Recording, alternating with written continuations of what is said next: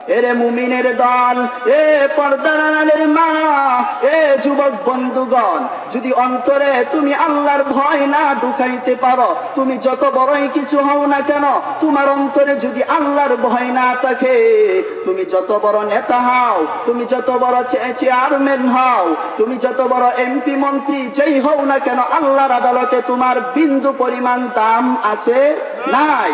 তুমি যাই কিছু হও না কেন বান্দা, তোমার অন্তরে যদি আল্লাহর ভয় না থাকে, তুমি যত বড়ই এমপি মন্ত্রী যাই হও না কেন, আল্লাহর আদালতে তোমার বিন্দু পরিমাণ দাম নেই।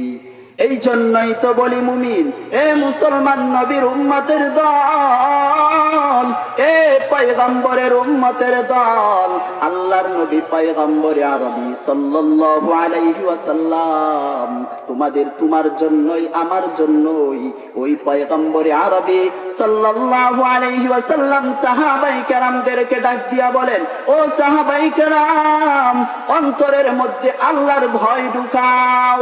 আমার আপনার মধ্যে আল্লাহর ভয় নাই, অথচ সাহাবায়ে কেরামের অন্তরের ভিতরে আল্লাহর ভয়।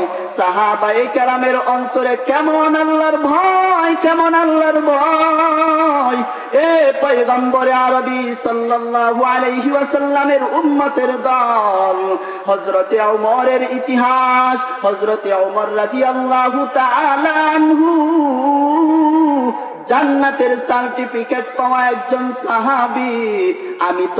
আমি আপনি জান্নাতের সার্টিফিকেট পাবো তো দূরের কথা, আমার চুলের দিকে তাকাইলে বোঝা যায় আমি একজন জাহান্নামের অংশীদার, আমার গায়ের জামার দিকে তাকাইলে বোঝা যায় আমি নবীর একজন দুশমন। অথচ আমার অন্তরের ভিতরে আল্লাহর কোনো ভয় নাই, এরপরেও নিজেকে বলি আমি জান্নাতের একজন অংশীদার। না বান্দা, তোমার ওই সাহাবায়ে কেরামের ইতিহাস পড়ে দেখো, আল্লাহর নবী পয়গম্বরে আরবি সাল্লাল্লাহু আলাইহি ওয়াসাল্লাম এর মাধ্যমে যারা জান্নাতের সার্টিফিকেট পেয়েছেন তাদের মধ্য থেকে একজন হলো হযরতে ওমর খলিফাতুল মুসলিমিন। হযরতে ওমর রাদিয়াল্লাহু তাআলা আনহু ডাক দিয়া বলেন, ও আমার ভাই, হাসরের ময়দানে যদি আমার আল্লাহ ডাক দিয়া বলেন, হাসরের ময়দানে আমার আল্লাহ পাক রব্বুল আলামিন ডাক দিয়া যদি বলেন, দুনিয়াতে আমি যত মানুষ বানাইছি, দুনিয়াতে আমি যত বান্দা বান্দি সৃষ্টি করেছি, সমস্ত বান্দা বান্দিগুলো, সমস্ত মানুষগুলো জান্নাতে যাবে, আর একটা বান্দা মাত্র জাহান্নামে যাবে।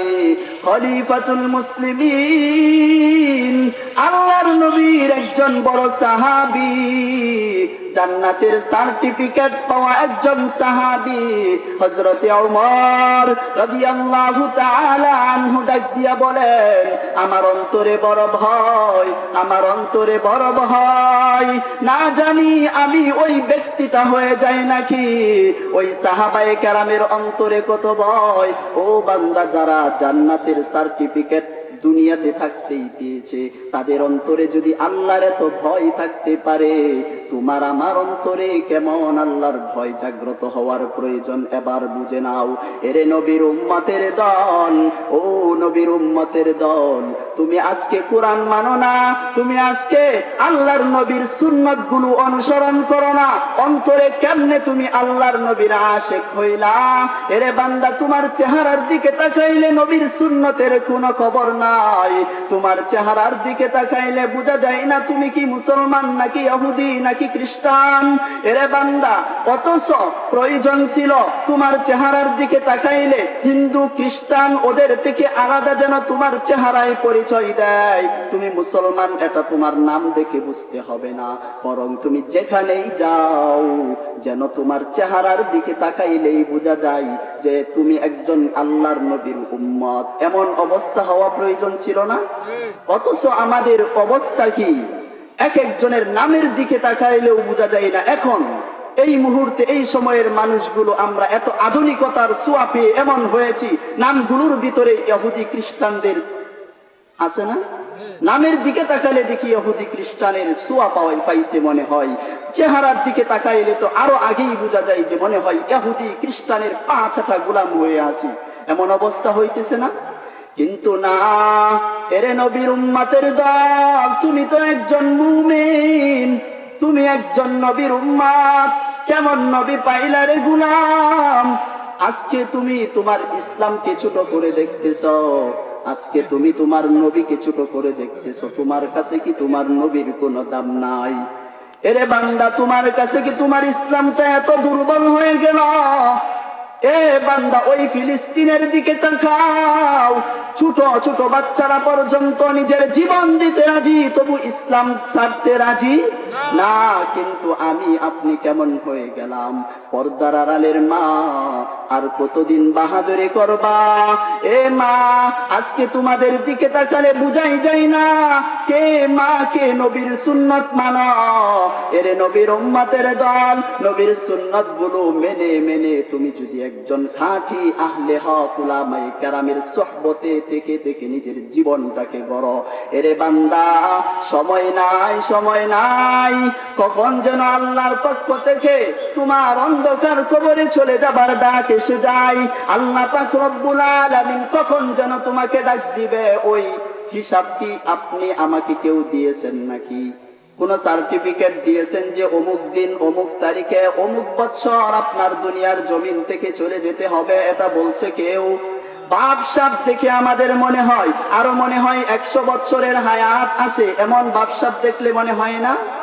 মনে হয় যেন আরো 100 বৎসর দুনিয়ায় থাকবা। কিন্তু মা, না না, এই পর্দার আড়ালের মা, মনটাকে বুঝাও রে মা, তোমার ইসলাম বড় দামি, তুমি যাদের সাথে চলতেছ নিজের জীবন নষ্ট করো না রে মা, তোমার জীবনটা বড় দাম, জীবনটার বড় দাম। এরে ভাই, মনে মনে ভাবতেছ যা হওয়ার পরে হবে, এরে বান্দা না, পরে না, এখনই তোমার জীবন গড়তে হবে, কারণ তোমার জীবনের 1 সেকেন্ডের কোন হায়াতের বিশ্বাস নাই। এরে বান্দা, দুনিয়ার কোন ব্যক্তি থেকে, হযরতে আজরাইল কোন ব্যক্তি থেকে পারমিশন নেই নাই দুনিয়া থেকে নেওয়ার জন্য, একমাত্র আল্লাহর নবী পয়গম্বরে আরবি সাল্লাল্লাহু আলাইহি ওয়াসাল্লাম থেকে যখন পারমিশন নিয়েছেন, আল্লাহর নবী ও পয়গম্বরে আরবি সাল্লাল্লাহু আলাইহি ওয়াসাল্লাম ওই সময় যখন দুনিয়া থেকে চলে যাবেন, ওই সময়টা পর্যন্ত তোমার আমার জন্য, তোমার আমার জন্য এই 1450 বছর পরে যেন ইসলামটা আসে, এই জন্য আল্লাহ পাক রব্বুল আলামিনের কাছে বলছিলেন, ও আল্লাহ, দুনিয়া থেকে আমাকে নিবা, কিন্তু আমি মুহাম্মদ, আমি নবী আগে জানতে চাই আমার গুনাহগার উম্মতের কি হালত হবে। এরে মুমিনের দল, মনটাকে বুঝাও যে নবী তোমার জন্য মৃত্যুর আগ মুহূর্তে পর্যন্ত তোমার আমার জন্য চোখের পানি ছাড়ছে। ওই হাসরের ময়দানে যেদিন আপন মা তোমার আপন হবে না, বাবা তোমার আপন হবে না, ভাই তোমার আপন হবে না, তোমার স্ত্রী তোমার আপন হবে না, তোমার স্বামী তোমার আপন হবে না। আল্লাহ বলেন, ইয়াউমা ইয়াফিরুল মারউ মিন আখিহি ওয়া উম্মিহি ওয়া আবিহি ওয়া সাহিবাতিহি ওয়া বানি। ওই কঠিন মুসিবতের দিন কেউ তোমার আমার জন্য সুপারিশ করবে না, একমাত্র আল্লাহর নবী পয়গম্বরে আরবি সাল্লাল্লাহু আলাইহি ওয়াসাল্লাম সুপারিশ করবেন। ওই নবীর সুন্নত গুলো মানতে রাজি আছি না নাই? কে কে রাজি আছেন? নবীর সুন্নত গুলো মেনে মেনে জীবন পরিচালনা করো বান্দা, দুনিয়াতেও পাইবা শান্তি, হাসরের ময়দানেও পাইবা শান্তি। এরে বান্দা, দুনিয়াতে যদিও মনে করো নবীর সুন্নত মানার কারণে, এরে বান্দা, তুমি খাঁটি ভাবে একজন পাক্কা আহলে হক উলামায়ে কেরামের হাতে বায়াত হইয়া যদি জীবন পরিচালনা করো, যদিও মনে করো একটু কষ্ট হবে, কিন্তু এই কষ্টের ফল হাসরের ময়দানে আল্লাহ দিবেন। এরে মুমিনের দল, এই জন্যই তো বলি, এ পয়গম্বরে আরবি সাল্লাল্লাহু আলাইহি ওয়াসাল্লামের উম্মতের দল, মুসলমান বান্দার আল্লাহর গোলাম, অন্তরের ভিতরে আল্লাহর ভয় ঢুকাও। নিজে নিজে তুমি মনে করো না যে আমি এই হয়ে গেলাম ওই হয়ে গেলাম। বান্দা, অন্তরে ভয় আল্লাহর ঢুকাও। অন্তরে যদি আল্লাহর ভয় ঢুকাও, দেখবা তোমার অন্তর তো দামি হবে, তোমাকেও আল্লাহ পাক রব্বুল আলামিন দামি বানিয়ে দিবেন। দুনিয়াতে যারা দামি হয়েছে টাকার জোরে নয়, যারা ইমানের মাধ্যমে যারা দামি হয়েছেন তাদের দাম দুনিয়াতেও ছিল, হাসরের ময়দানেও থাকবে ইনশাআল্লাহ। সেই দামি অন্তর সকলেই বানানোর চেষ্টা করব ইনশাআল্লাহ। আল্লাহ পাক রব্বুল আলামিন আমাদের সকলকে তৌফিক দান করুন।